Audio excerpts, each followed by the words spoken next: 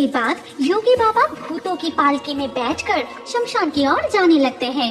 अच्छा योगी बाबा, ऐसे तूफानी मौसम में भी हमको साथ लेकर शमशान जा रहे हैं, क्या डर नहीं लगता? पटासपुर गांव में बस कुछ ही लोग रह रहे थे, क्योंकि वहां दिन ब दिन भूतों का आतंक इतना बढ़ता जा रहा था कि आम लोगों का वहां रह पाना लगभग नामुमकिन सा हो गया था।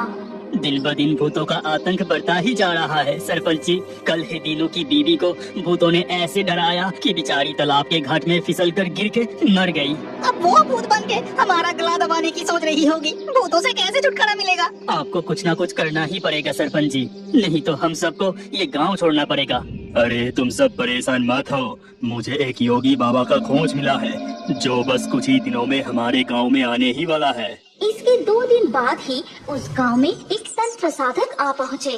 वो थे महान पंडित और तंत्र साधना में निपुण। योगी जी हमें बचाइए, ये भूतों का आतंक हमें और बर्दाश्त नहीं होता। अब तुम लोगों की कोई चिंता नहीं, जब मैं आ गया हूँ कोई भूत पिशाच तुम्हारा कुछ नहीं कर पाएगा, क्योंकि उन सबको मैं अपना चेला बनाऊंगा। इसके बाद योगी बाबा गांव के शमशान में बैठकर अपनी तंत्र साधना शुरू करते हैं। वो सचमुच भूत और चुड़ैलों को अपने वश में कर लेते हैं। ए मामदो, जा मेरा पालकी तैयार कर, सुबह होने वाली है, मुझे अपनी कुटिया में लौटना है। जैसी आज्ञा प्रभु, मैं अभी सभी भूतों को बुलाता हूँ। ये कहकर मामदो वहाँ से उड़कर शमशान के पास एक बरगद के पेड़ पर जाके बैठता है। भूता चलो सब, प्रभु की साधना पूरी हो चुकी है, अब उन्हें पालकी से कुटिया तक पहुँचाना है। तू चुप रहे मामदो, उस पंडित की गुलामी अब और सहन नहीं होती मुझसे। भूत होकर मस्ती करेंगे, सबको डराएंगे। चुड़ैल, तू बिल्कुल सही कहा, भूत होकर दूसरों को डराएंगे, उल्टा हम ही डर रहे हैं। ऐसा कहते ही साथ ही साथ चुड़ैल और डायन के शरीर जलने लगते हैं।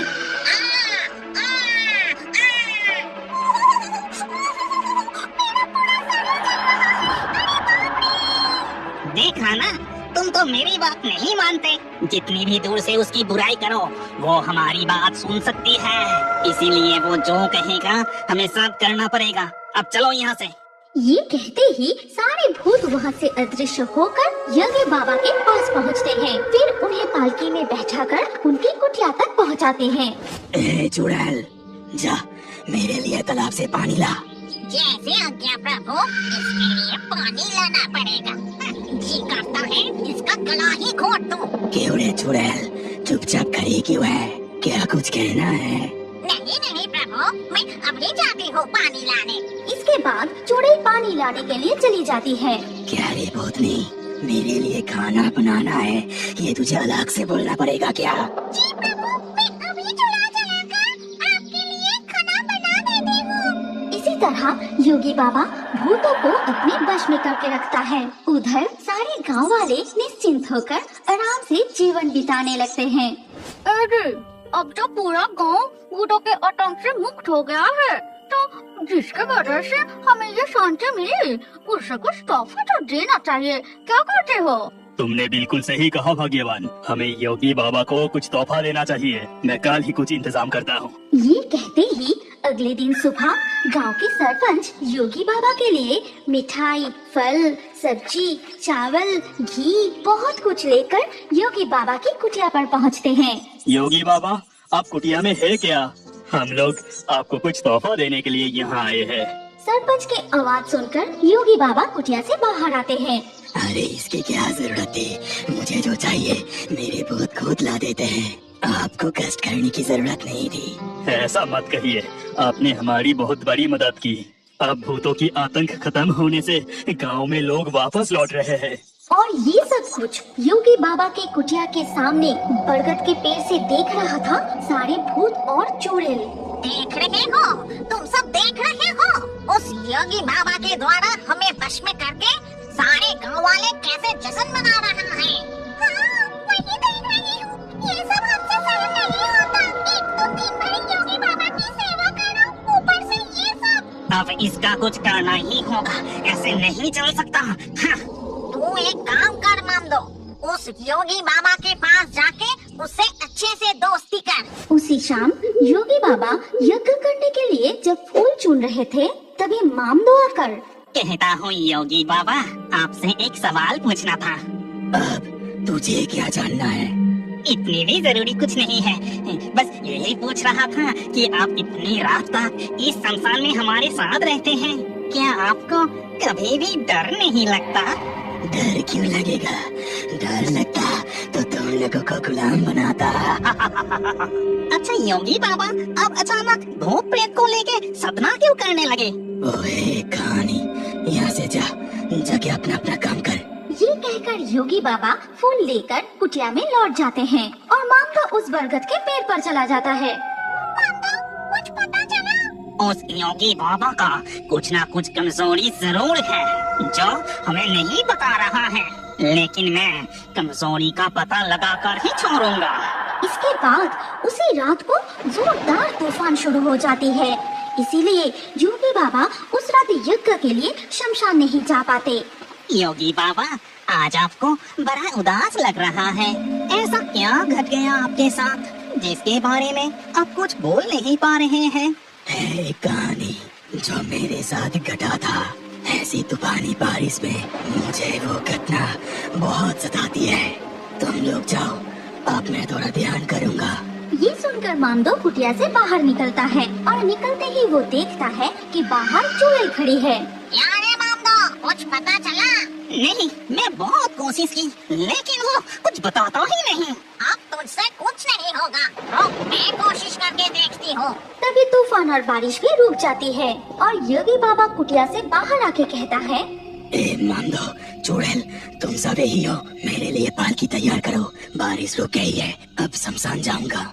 इसके बाद योगी बाबा भूतों की पालकी में बैठकर शमशान की ओर जाने लगते हैं। अच्छा योगी बाबा, ऐसे तूफानी मौसम में भी हमको साथ लेकर शमशान जा रहे हैं, क्या डर नहीं लगता? तभी अचानक लोमड़ियों की झुंड चिल्लाने लगते हैं और एक उल्लू भी जोर से चीख उठती है। ठीक उसी वक्त अचानक से एक जोरदार बिजली कड़कती है। तभी पालकी में बैठे योगी बाबा मन ही मन कहता है, अरे फिर से बिजली कड़कने की आवाज मुझसे सहन नहीं हो रहा। ऊपर से ये लोमड़ी उल्लू की आवाज, मेरे धड़कन तेज हो रहा है। मामदो सुना, योगी बाबा मन ही मन क्या कहा? हाँ चुड़ैल, मैं सुना। ये आवाज रुकनी नहीं चाहिए। तू जाके उन सब से बोल कि एक पल के लिए भी ना रुके, लगातार चीखते ही जाए और इसी आवाज से ही योगी बाबा को आज साथ ही साथ वहाँ हलचल मच जाता है। बिजली गिरने की आवाज, लोमड़ी, उल्लू की चीखें, ये सारी आवाज सुन के योगी बाबा अचानक से इतनी बिजली क्यों कड़कने लगी? ऊपर से ये लोमड़ी उल्लू की चीखने की आवाज मुझसे और सहन नहीं होता। मेरी धड़कनें तेज हो रहा है, सीने पर दर्द होने लगा। मुझसे ये और बर्दाश्त नहीं हो रहा। अब हमें तुम्हारा कमजोरी पता चल गया योगी बाबा। अब खुद को कैसे बचाओगे? तुम्हें किसी भी हालत में जिंदा नहीं छोड़ेंगे। अच्छा, तो इन सब के पीछे तुम सब हो, इसलिए अपना कमजोरी कभी भी किसी को भी नहीं बताना चाहिए। तुम सब मेरी कमजोरी की ये सारी आवाज योगी बाबा सह नहीं पाते, जिससे वो मर जाते हैं। ये दौलतपुर शमशान घाट, निसी नदी के किनारे दौलतपुर गांव के अंतिम छोर पर ये शमशान घाट जो गांव से बहुत दूर है। इस शमशान घाट के आसपास ज्यादातर लोग नजर नहीं आते और यहाँ तक आने के लिए एक छोटा नदी को पार करके एक बड़ा जंगल को पार करना पड़ता है और यहाँ दिन में भी हमेशा डर बना रहता है। इस शमशान में दो बहुत बड़ा पेड़ है और उस पेड़ में रहते हैं चार भूत। हम दो भूत, नाम दो भूत, घेको भूत और कीड़ी चुड़ैल। प्यारे हम दो, तुम अपने चेहरे को सड़ा हुआ मछली जैसा बना के क्यों रखे हो? आज मेरा बहुत जन्मदिन है। अच्छा, इसीलिए तुम उदास बैठे हो? दुखे मत हो, केबी तेरे लिए मछली का केक बनाई है और केक के ऊपर कीड़े लगा के डेकोरेशन किए हैं और देख के ही लगता है कि बहुत ही स्वादिष्ट बना है। मेरे जन्मदिन को याद रखे या ना रखे, मैं तो हमेशा ही सबका जन्मदिन याद रखती हूँ। अरे जल्दी चलो, अभी केक भी तो कटना है। रुको जरा, रात को और गहरी होने दो। ए, सुनना, बहुत दिनों से हम बाहर घूमने नहीं गए। चलना कहीं और जाके हम दो का जन्मदिन सेलिब्रेट करते हैं। हाँ हाँ, चलो चलो, बहुत मजा आएगा। चलो ना, जल्दी करो। फूलों से सजी हुई एक खटिया पे चढ़कर उड़ते हुए जाते समय वो चारों तरफ देखने लगे, लेकिन कोई जगह पसंद नहीं आई। तभी एक घर के ऊपर से गुजरते समय तली हुई मछली की गंध नाक में आते ही कितनी अच्छी मछली की खुशबू आ रही है। चलो उस घर के बगल में उतारते हैं। चलो चलो, जल्दी से उतरो। मछली की खुशबू से जन्मदिन का पार्टी पूरा जम जाएगा। फिर वो चारों उस घर के पास वाली जमीन पे उतरती है। ए, तुम लोग तैयार हो ना? ये हम दो मछली के कांटे जल्दी से पकड़ और केक को काटना शुरू कर।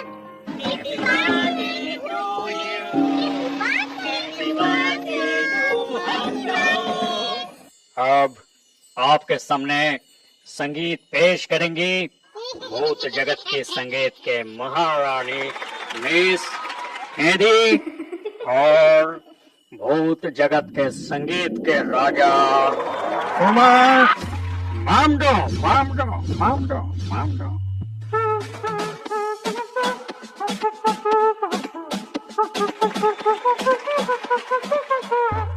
हम सब शमशान के भूत, हम सब भयंकर सारे बदमाशों का तोड़ देते हैं सर। हम दो का जन्मदिन में पार्टी करे खुशी मन में। घूमो फिरो नाचो गाओ मेरे प्यारे दोस्तों आओ। ना, ना, ना, ना, ना, ना, कोई शैतान ना फिर भी कोई बदमाशी करे, हम सब उसको मिलके मारे। मछली का बंसीला हो जाए, ढेर सारी मछली लाओ जी, भर के खाए। हम लोग आया ही नहीं हवा में उड़ते हैं। कोई बदमाश को देखते तो उसका सिर फोड़ते हैं। हम दो के जन्मदिन की पार्टी जोरों से चल रही है। अचानक पास वाले घर से चिल्लाने की आवाज सुनकर पार्टी रुक गई। तभी वो चारों उन्हें देखने लगे। ये क्या, अभी तक सारी मछली नहीं पकी? हो गया है, तुम जाके बैठो, तुम्हारे ससुर जाके दे आते हैं। फिर बूढ़े ससुर जाकर तले हुए मछली बहू को दे आते हैं। ये लो तुम लोगों का मछली। यहाँ रख के बाहर जाके बैठे, मैं जाके खाना देती हूँ।